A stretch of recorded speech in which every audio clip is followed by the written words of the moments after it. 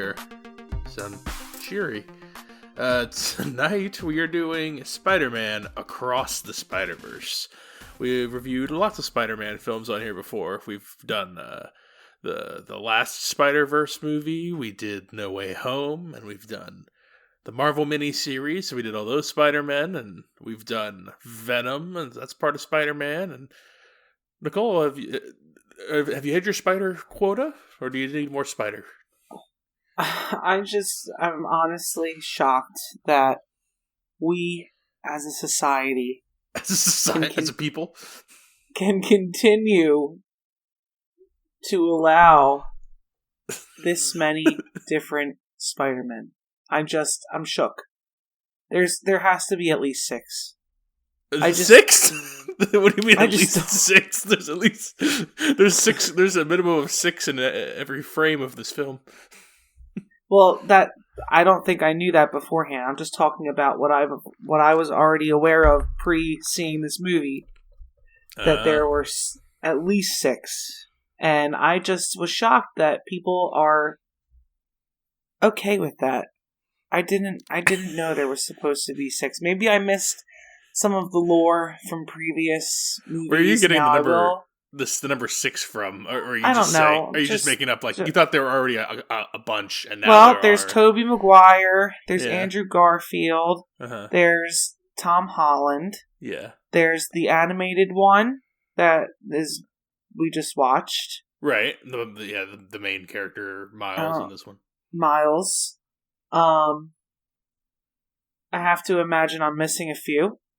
I mean, there have been there have been TV shows, all kinds of TV shows. And, I guess it's like Batman. I don't understand how people can just throw it aside. Yep, there's this many Batmen. That's kind of how comics people. Work. Yeah, they're like there's just different types of all.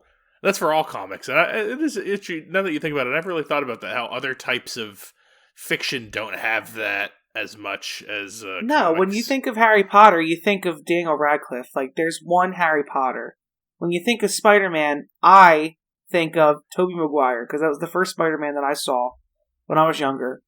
And he's always going to be the Spider-Man to me. So, having all these additional characters come out playing Spider-Man, it doesn't feel real to me or right. Like, people can just, like, can just let reality go or something, as much as possible with watching a film like this. But you know what I mean. There's not one particular actor that can be associated with that character, which makes it difficult for me to be like, how are you a fan of Spider-Man if you don't have a one that you think of? I don't know. Well, that could be giving away your hand a little early before we get into any of the... Well, not necessarily. I mean, I haven't seen the other Spiderverse ones. This is my first Spiderverse, so I have not seen the other animated ones. Okay, so there's only one other Spiderverse movie, and it's like this, and I don't know. I thought there was 2. This is the second one, and then there's going to be a third one, it looks like, based on this one, because spoiler, there's going to be a third one. It's already announced, it's in production. Why did I think there was 2 before this? There was only one Spider-Verse before this, and I did not mean to have you on this, because I thought you saw it before, and I realized the last time we reviewed this was actually Jess and Mama Kay, so now everyone has seen a Spider-Verse, but no one has seen the same Spider-Verse, except for me, of course. So what am I thinking of? Another one in between, I guess. I don't know. There was No Way Home, which is live action, but that has... I saw those. That has multiverses in it as well, I only saw one of those, I believe. Or maybe 2. Whatever. Regardless of that. You saw all of them eventually, because remember we reviewed all the Marvel movies, or at least all the first I guess I'm thinking about the one in my head is the one where they bring the 3 actors together, and I think they just had to do that for meme purposes. Like, that people were really looking forward to that, bringing the 3 actors together. Yeah, that was in No Way Home. That was the last multiverse. That wasn't this multiverse Spider-Man movie. Yeah, maybe that's what I'm thinking of, but I mean... besides having to do that because that's like what the pop culture wanted them to do, I didn't really get that why there was 3. So all that is to say, I wasn't sure what to expect with this. I didn't know how they were going to interpret Spider-Man in a now fourth or fifth way to me. I also never saw any of the Andrew Garfield ones. I don't even know how many there are. But yeah, I didn't know what to expect going into this. After reuniting with Gwen Stacy, Brooklyn's full-time, friendly neighborhood Spider-Man is catapulted across the multiverse, where he encounters a team of Spider-People charged with protecting its very existence. This has a 95% on Rotten Tomatoes with a 98 audience score and a 9.1 on IMDb. I think it has like a 4.7 on Letterboxd right now and a 5. So, like, these are, extreme acclaim, like record-breaking kind of numbers here. Box office wise, it's like the 6th highest animated film opening weekend of all time, something like that. Oh. Yeah, it's smashing everything. It's doing very well across our human verse. And if you haven't seen it, it's in the theaters now. And that's 2 hours and change. I will be curious to see how much you followed along, having not seen the last one. If you at least understood what was happening, for the most part, I'd be curious. But we're gonna spoil it here now. So if you haven't seen it, go and do so before you hear the spoiler part. So, the last one started off with Miles, who's kind of our main Spider-Man in the universe we're following. This one, we start with Gwen's backstory, because Gwen is in the last one as, like, the second fiddle or third fiddle character, but we don't get her backstory really on all her Spiderness. And so we get hers, and it's got a lot of the same hallmarks of all the Spider-People stories, something with family dysfunction, a cop, hidden identity. All the Spider-People have like the same kind of quippy attitude for the most part, and so there's through lines that we see throughout here, and when we get Gwen's backstory, we also are getting Miles' continuation of his story, with school and his relationship with his parents being strained. All the while in the background is the building of the big plot, which is Miguel O'Hara, who is Spider-Man 2099. He is like the leader of this enormous spider organization that is tasked to protect the multiverse because of reasons of multiverse stuff. And so the Peter and not Peter, there's no Peter main characters in this. They're all side characters. Miles and Gwen get pulled into that main plot, which also involves a character called the Spot, which is going after Miles. It gets a little muddy and messy in there, but there's lots of spider people. There's a lot of reveals and twists and what it takes to be a spider person and what it costs. And there you go. That's enough of the plotty plot. So Nicole, what did you think of Spider-Man Across the Spider-Verse? I actually would like you to go first. You would? Mm-hmm. Okay. I really like this one. I like this one about as much as the last one. Maybe a little more, with the big difference being this one didn't hurt my eyes as much. I don't know if I sound like an old person saying that, but the first time I watched the first Spider-Man, my big takeaway was that was really, like, I love the boundary pushing animation. I like all the voice actor. I love the soundtrack. I think it's a good, fun story with lots of never boring, and I think that about both of them. But the first one, the visuals are so stylized that I thought I was watching the 3D movie, and I forgot my glasses, and it was hurting my eyes, and I realized I didn't do that. That's just how the visuals were. This one, I don't know what they did, but they cleaned it up that a little bit to not hurt my eyes as much, but still maintain that style it had in the first one. And it had all the elements I liked in the first one while making it bigger and more. And I'm excited for the next one. What I like about this is that it's all the stakes in the world, all the stakes just like the MCU, where it's like, oh, we're building to a big thing. But like, I don't really care about like that outcome so much. I just kind of like palling around with these people. I kind of like all the spider people. I like them as characters. So most of the time, it's just them like talking relationships and giving their little quippiness back and forth, and I enjoy all that banter. So. The big plot is kind of a jumbled mess, so we can kind of get into it, and I think I understand what was happening. I'll be curious if you could follow it, having not seen the first, although I think they do a pretty good job at spoon-feeding you the last movie, especially in the beginning. But I would say overall, I don't know about this 95%, 9.1 IMDb. I mean, it's like a 4 out of 5 star movie. It's very good, but yeah, what did you think, Nicole, now that I've given my base of Across the Spider-Verse? Okay. Well, I absolutely loathed this movie. I loathed it. Mm-hmm. You loathed this movie. Loathed. I was partially blind after I left. Partially blind? Couldn't see. My eyes were twitching. I could not handle the amount of flash, and there's no epilepsy warning on the front of that movie, which I'm very surprised about, because if I had it, I would have had an attack. So I feel bad for people that don't know that.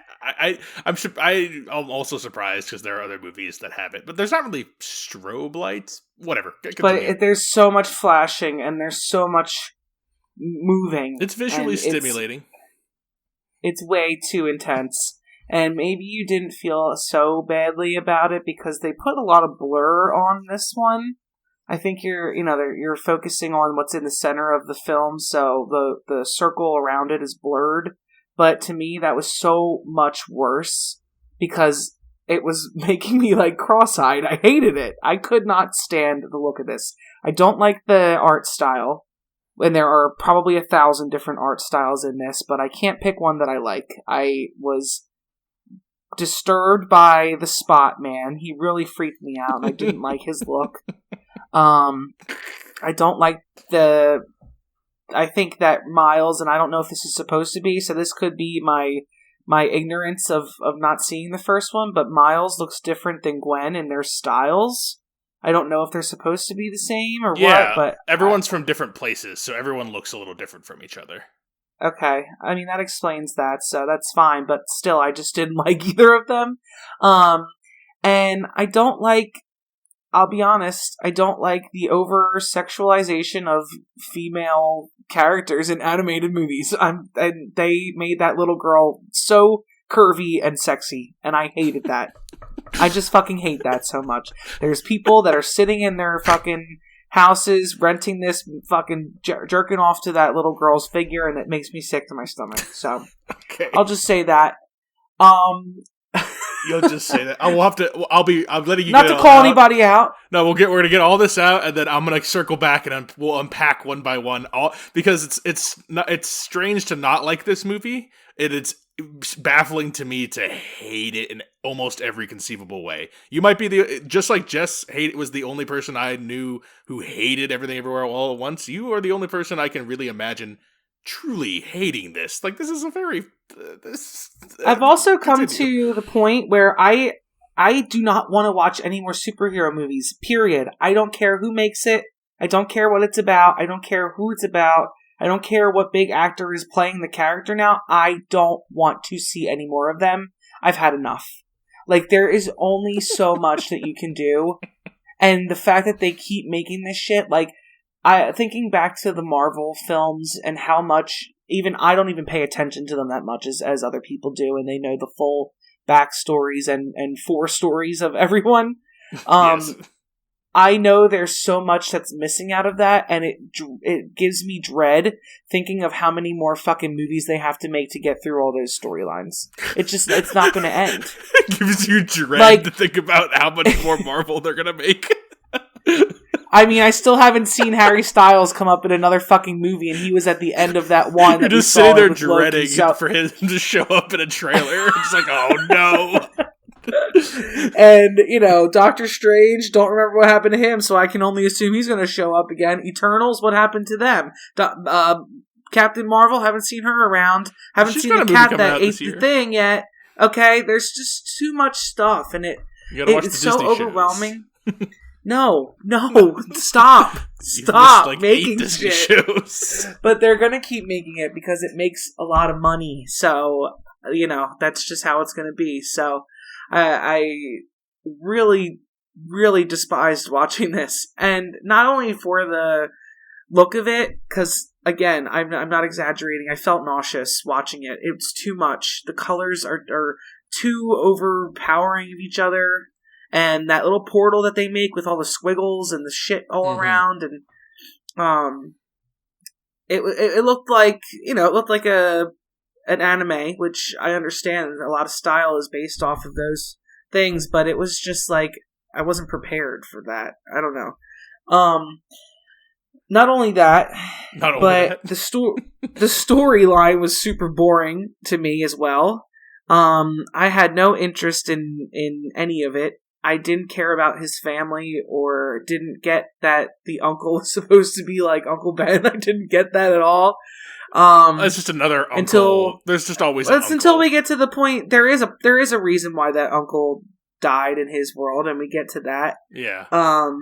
It took about fucking 1 hour and 45 minutes to get to that. So that was great. I had to sit through a bunch of bullshit for 2/3 of the movie before we actually got to it. And by that time, I fell asleep because I didn't care anymore. I missed the whole plot. To the Spiderverse, because in the last one I didn't. You already had a movie. They already had one. Well, the last one, we only met like 7 or 8 spider people. In this one, we got to meet, hundreds of spider people. Yeah, the British guy that had no enthusiasm about it at all. That was like, okay, then stop doing it. With the punk guy? Yeah, he was annoying me. And then they've got 8,000 different Spider-Men, which just different color suits. And, I just was like, oh my god, this is my worst nightmare. Because is there going to be worst nightmare? Is there going to be a nerd's dream? All of my Spider-Men are the T-Rex Spider-Man is swinging onto the horse Spider-Man, and I know. Is there going to be a movie about the horse Spider-Man next? Wild Spider-West. This is so funny. One man's dream is another person's nightmare. Well, is that the guy that's jerking off to the little girl in the film, or what? All right, so I want to get this. So, all right. Why? Can you elaborate some more on? I think she just looks like a teenage girl. I don't think she looks like she just wears clothes. They just make her form-fitting, but that's normal. I know, but they just make her so thin, and you see her curves, and like maybe this one isn't as bad as others, but just thinking about like you can make her look not as figured as a young girl. I don't know. It bothers me, and it has something about a world of entertainment that I don't understand, I guess, which is like animation and like I mentioned to you, we talked about this very briefly when we got out of the film. Mm-hmm. And one thing that like bothers me is like that the series that we've done before, Love, Death, and Robots. Mm-hmm. And I'm so perturbed by that series because it's drawings and creations of naked women, and I'm like, I don't like this. So, I could be maybe I'm prudish. I don't know, but it makes me uncomfortable. So, like, that's what I'm curious. Is it because she's underaged, or is it because she's a cartoon? I mean, it's really both. It's really both. But like, what? But more. Go ahead. More because it's a younger girl, and it freaks me out. So if it was the same movie, but instead of high school age, they were college age, and now she's 20, I don't know, because they made the what's his name, Miguel, his wife on the motorcycle. Uh-huh. She was fine. She had a curvy body, but it wasn't stick skinny with big tits, and it was fine. The mom, what's Miles' mom? She looked fine. They made her look like a normal person. But I just don't understand. Now it sounds like you're specifically body shaming Gwen, is what it kind of sounds like. I'm not body shaming a cartoon. You're body shaming this drawing? I'm shaming the artist. Stop doing that. I don't know if you've seen it, but it's there's a meme that pops up every once in a while when like guys get way too into like an anime girl, and it's the SpongeBob fish cop, and he goes, "Whoa, calm down, son. It's just a drawing." Yeah, that's a conversation for another day. That's really a conversation for another day. But it's teetering, and I bet there's a lot of fucking porn made about that girl in this Rule 34 white Spider-Man outfit, and that disturbs me greatly. So I'm not a fan of that. But that's not the movie's fault again. It's not like you would hold. There's a bunch of what's it's not the movie's fault, but Zootopia. It's still... What's that bunny's name? Officer. Okay, Officer Hops. Yeah, see, there's lots of good stuff out there. I bet for her, some nasty garbage out there. Yeah, this is too much to get into. But you like that movie? I don't. You're really backing me into a corner. I said what I said. I suppose it's the accumulation of things, because you said it's because again, it's everything. It's like a movie made for everyone except for you, and it was made specifically to torment you because it is loud, it is long, it is visually overstimulating. It's a superhero movie. It has cartoon drawings that are hot, apparently, to you, that you don't want to be. That are children. Maybe I'm the problem. I mean, it sounds like everyone else is loving these films. and Nicole goes in with earplugs and a pillow. We should have just never said anything, honestly. I should have just kept my I did mouth not shut. realize that you had such a, like, I thought this was going to be like our last one, which was where Mama Kay and I went on about the story, and there's really, honestly, like, there's not much story-wise to go on about this. Like, it's Miles is... Well, that's the problem. It shouldn't be 2.5 hours long then, because you're right, there is not a lot of story. Finally, we get a story at the 2/3 mark, post 2/3 mark, yes, that he ends up in the wrong world. And I would have loved more opportunity to explore that, but no, we have to wait for the next fucking movie to come out. And I thought about this really quick at the end, and I said, do I want to know what happens next? Because, you know, not to jump to the end, but it was during the credits. It was just a clip of what happened at the end. And I was like, do I want to see what happens at the end of this? And everyone else is probably like, oh, yeah, this is going to be great. I can't wait to see the other world that he's in. And then I thought, no, I don't fucking care. I don't want to see this. I don't want to watch a whole other 2 hours to get to this point again at the 2/3 mark of the movie. I don't want to do that. I think the next one's going to be a little more pointed, though, because, like, this one, you're right, the first 2/3, you just have to like being around, because if you don't, and that's the thing, is I think most people like being around here. Most people want to see as much Spider-Man on a screen as possible, and, you know, Spider-Man, the character, like, his character is like, he's super, super smart, socially awkward, and he has a bunch of quips. Like, that's kind of what he does, and so it's just like that character a million times quipping back at himself over and over again, and people find that entertaining. Like, a lot of the bits in here are I laughed throughout at all of the different spider people on different things doing little goofy stuff, and I it's just creative, you know. It's not good storytelling. It's not good storytelling, really. I'll give you that until, like, I don't know, that you're right, the 2/3 mark, like, because, like, the reveal is what all the spider people have, like, common things about them, and one of the common things is that you need, like, you have someone, like, die in your life, an uncle, parents, or whatever. I don't remember the exact. Yeah, you need, like, a traumatic event to be able to trigger you. Yeah, an inciting incident. Yeah, and what is it? They call it canon. I think in the movie they call it canon, which, like, you would call in anything. Like, it's canon that a character does this. That's what binds, like, all of the Spider-Men and all the different things, is their few commonalities. And I would argue the same thing for most multiverse things. That's kind of how the point of them. But so he finds that out, that his dad is, like, gonna die, basically. Like, his dad will die, and, like, he can't stop it because it will stop the things. There's also another thing going on, though, here, is that he is not from this spider, or he's from his universe, but his spider is not. His radioactive spider came from some other universe by accident. I don't remember the details of how it got there. We are revealed to where that universe is, but it's kind of two things going on. It's one, that he has to realize that being a spider person takes the sacrifice, and he's like, I don't want to do that. I want to do it. He says, I'm going to do it my own way. I think that's what he literally says. And so he runs away, and he gets sent back to Spiderverse, where the spider originally came from. The whole thing that comes from is that this guy, the Dot, or the Spot, we've barely talked about the Spot. What? I said we've barely talked about the Spot. I forgot about. I know. I actually like all this. Go ahead. Well, that's the thing. So Spot has, I find, to be the most critical part of this whole film. He does. He's the one that created the spider or whatever, and it got him, and then he takes revenge on him, or whatever the story is. But how unfortunate it is that how they set this character up. Oh my god. It is so terrible. You don't like it? I like it. They make him...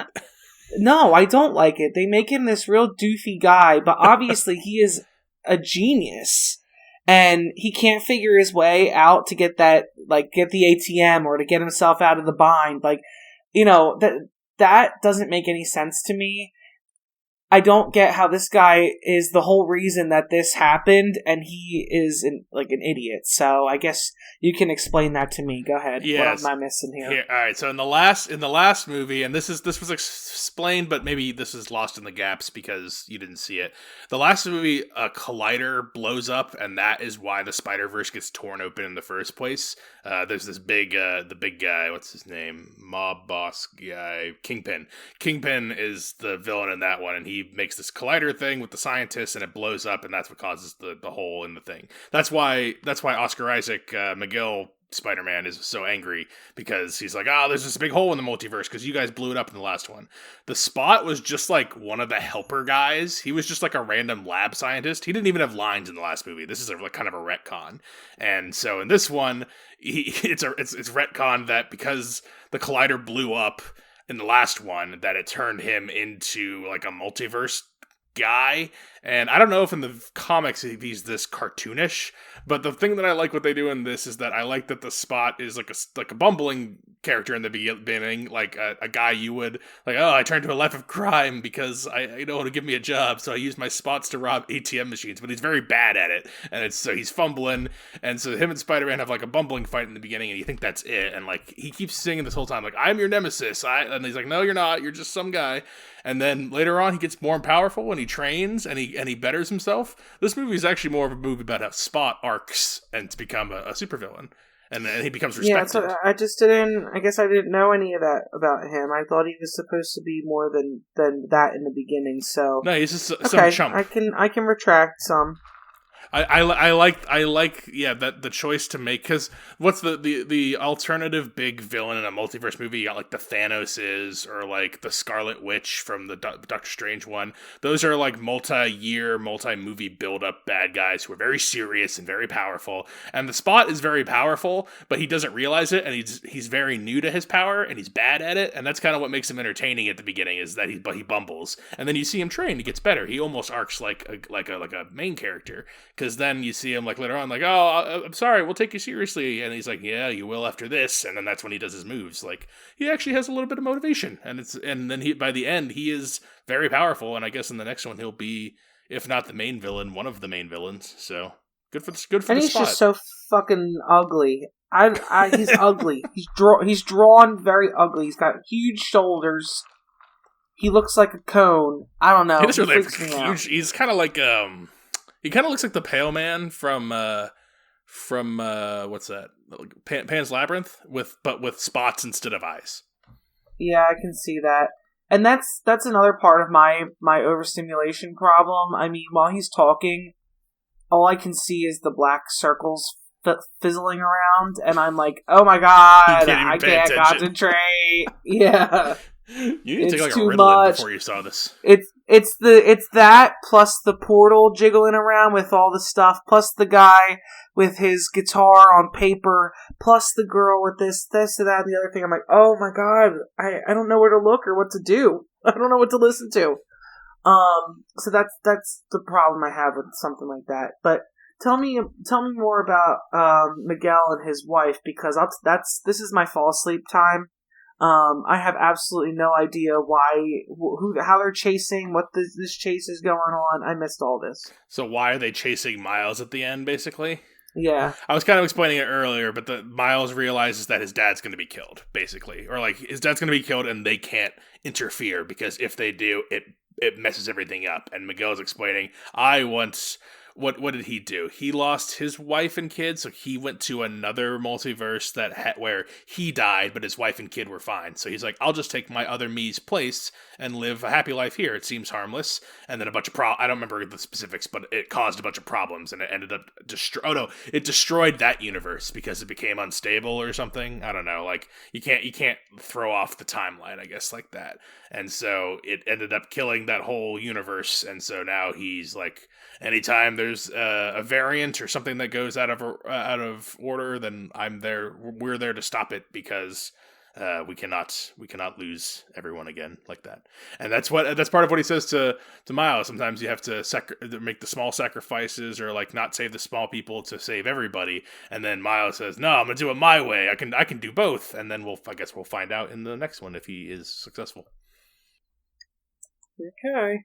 Yeah, so the setup for the next one, we've given this one. I mean, we're not going to go into details. Like Peter B. Parker is back in this one. Oh, I possibly cannot. Peter B. Parker's back in this one, and he's got a kid now. He was a big character in the last one. There's a lot of those smaller details, but at the end, Miles goes back to his apartment, but not the real apartment. He goes back to Earth 42, I guess is the bad Earth, and so his uncle is that was a spider number. Yeah. Oh, okay. So, and then his uncle is still alive in this universe, and so is and then there's the alternate him version who is got braids, and he's the Prowler in that universe. In this universe, his uncle was the Prowler where he's from, and he died in the first one, but now his uncle's alive in this other one, and his doppelganger is the Prowler, and he's trapped here. But Gwen, meanwhile, goes back to the main universe where Miles is from, talks to the parents who give her like a weird blessing kind of thing, and then she gets like a team of people to go get them back, which consists of Peter B. Parker, who is like the bumbling guy with the kid, and then you got like the new guy, the new guy from. Didn't the Indian guy already throw off his whole thing because he saved the chancellor? Yeah, I think the Indian guy joins them too. Yeah, the Indian Spider-Man guy. So then, whatever Miguel said is void from his problem. I don't understand. Well, that universe did get destroyed. I'm pretty sure because of something. I don't remember exactly what happened. What happened to his universe? The Spot. Right, I don't fucking know. I think the Spot destroyed his universe. Yeah. I think he absorbed the collider in that universe from the first one. Okay, this is boring me. Okay.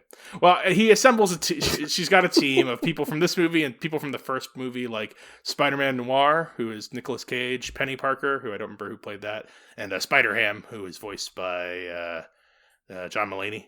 Those three looks like are coming back for the next one, who got not really much time in this one. So, that squad is going to go have to save Miles, I guess, and then I don't know what Spider-Man 2099's whole team is going to do. And the Spot's up to something.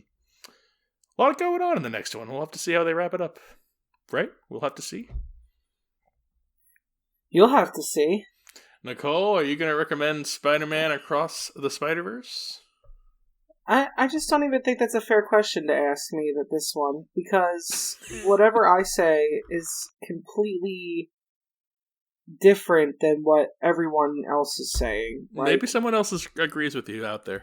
Well, I think we know by now, if someone agrees with me on other things, then they would agree with me no matter what I would choose for something like this. But I would recommend it because obviously it's one of the best animated movies. No, you don't. You're not really recommending this. I know you don't like that, but that's the fucking reality of it, okay? I would not recommend this for me. I wouldn't even have gone. I thought I was going to see The Little Mermaid, and I ended up at the fucking Spider-Man. So, I would not recommend this to me. But other people, you probably gonna love it. Just, yeah. What about all the Nicoles out there? They're probably not listening to this show, are they? Nicoles don't listen to podcasts. Well, that's fair. Nicoles do not listen to podcasts. I recommend this actually, like from the bottom of my heart. It's a good film. I like it maybe even a little better than the first one. I don't love these movies. I wish we had someone on here who absolutely loved them, like I think some people do, because I think for some people this is like going to be the number one movie of the year, like for a lot of people. So, good on them. It probably won't be on my top 5 unless it's a weak year, but it is a good, I really enjoy it. I like, we do love Death and Robots. I know you don't like them, but I just like the pushing of the boundaries of animation and doing new things. I get so bored of the same stuff over and over again. And this isn't, it's more multiverses, but it looks different and it feels different and it feels singular. There's not really another, when I was sitting there watching this, I'm like, I don't really ever feel like this watching any other type of movie. It's just, it feels different. Just a bad different for Nicole, but still 2 recommends somehow, I guess technically, for Spider-Man Across the Spider-Verse. So there you go see it. It's a quality film, unless you have all those problems with it. Anyway, yeah. I mean, I guess I could call it quality, but maybe it was overqualified for me. You were underqualified to enjoy it. I was underqualified to watch. You were not qualified. You need to watch more anime, because anime. I don't think so. Anime, it's just in the culture. Like, you just gotta have like little schoolgirls with the tits hanging out. It just has to be done. Like, I don't know how are you supposed to watch something without that? All right, I've survived. You've made it this far. We've got other new things coming up. Probably some streaming stuff, since we've been kind of going to theaters. I think people are tired, I guess. We got streaming stuff coming. In the meantime, if you have things to recommend to us, new stuff. It's next month is Barbie and Oppenheimer. I don't even know how we should have to do a big double feature extravaganza, because I'm very excited for both of those. Yeah, those 2 go together. They do. I've seen the film communities. It's gonna be a tough. Everyone's like, what are we gonna see opening day? Oppenheimer or Barbie? It's tough to. Are you trying to decide? Is that what? Yeah, I'm thinking about which one I want to see first. Films with the Women in My Life on Facebook. Reach out to me on Instagram. I'm Brennan_podhost, and you can email the show filmswiththewomen@gmail.com. Thanks for being on for Spider-Man Across the Spider-Verse, Nicole. All right. Don't ask me again. Next time, this is Brennan signing off saying thanks for listening and enjoy your movies. Thanks for listening to Films with the Women in My Life. If you enjoyed being a listener in our life, please rate and subscribe on Apple Podcasts or on your favorite podcast app. Keep up with the latest from the show on Instagram at Brennan_podhost, on Facebook at Films with the Women in My Life, and on Twitter at FilmsWomenPod. Finally, you can email the show with questions and suggestions at filmswiththewomen@gmail.com. Original music for the show was created by Ian Burke and Chris Iwanek. Original artwork created by Nicole D'Alessio. This show is produced by Brennan Snyder. Thank you again for listening, and enjoy your movies.